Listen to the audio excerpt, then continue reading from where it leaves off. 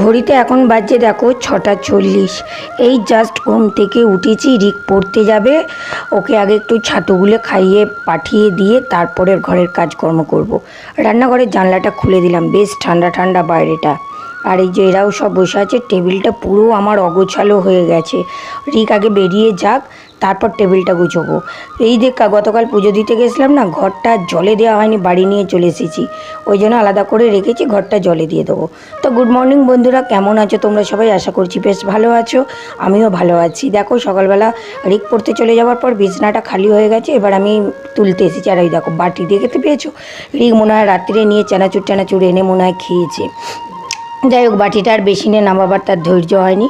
এবার আমি বিছনাটা তুলে নেবো। ওদিকে এখনও জানলাটাও খুলিনি, এখন না বেশ ঠান্ডা ঠান্ডা হয়ে গেছে, একটু বেলার দিকেই জানলা খুলবো, তবে বিছনাটা ঝাড়বার পরেই খুলে দেবো।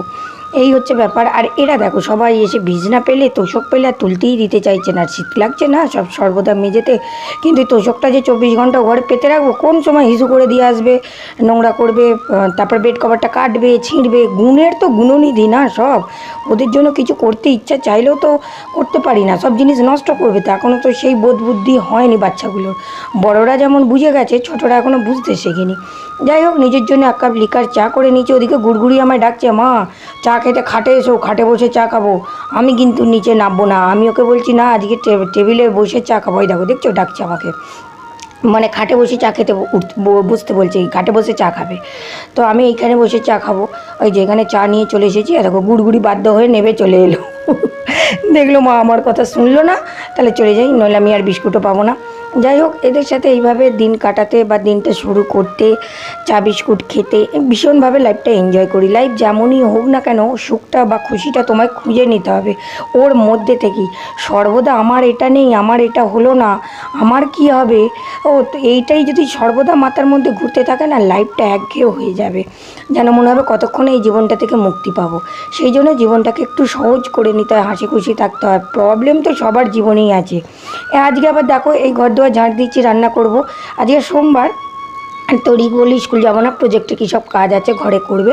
তো আমার একটা ব্যাংকের সমস্যা বহুদিন ধরে হচ্ছে, তো একটা ব্যাংকের অ্যাপস ফোনেতে খুলতে হবে।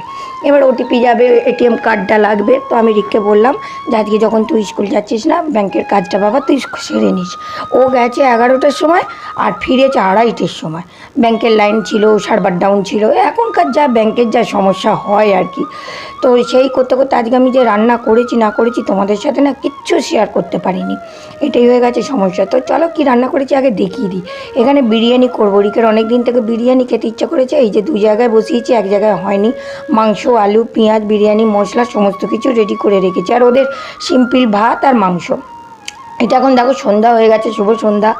তো আমি এখন ঘরে ধুনো দিচ্ছি, বললাম না রিক 2:30টার পর এনেছে, আমার খাওয়া হয়ে গেছে, ছানাপোনাদের খাওয়া হয়েছে, তারপরে ও চান করে ওকে বিরিয়ানি দিয়েছে, ও খেয়েছে।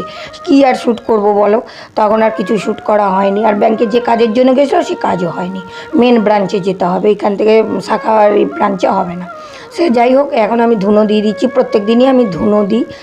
সন্ধ্যেবেলাটা ধুনো দিলে যেমন মশার উপদ্রবটাও কম হয়, আর তেমনি মনে একটা শান্তি আছে, সন্ধ্যেবেলাটা পুজো পুজো একটা ভাব হয়। সে যাই হোক, এখানে দেখো সন্ধ্যাকালীন চা খাচ্ছি, সেম জায়গাতে বসে সেমভাবেই খাচ্ছি। আর এই যে বিরিয়ানি করেছি, রিকেরটা তুলে রেখে দিলাম, এখন মোটামুটি ওই 8টা বাজছে। তবে দুঃখের বিষয় হলো এই যে রিকের জায়গাটা তুলে রেখেছি না, ওইখান থেকে ফড়িং লেগাল নিয়ে এই যে মাংসটা সাইডে আছে টুকুস করে মাংসটা তুলে খেয়ে নিয়েছে। কি বলি, সে আর লজ্জার কথা।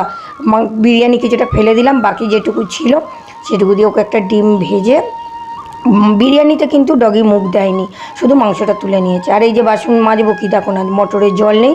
তো আজকে ভিডিওটা এখানেই শেষ করছি, যদি ভালো লেগে থাকে অবশ্যই পাশে থেকো। এতক্ষণের জন্য টাটা, গুড নাইট।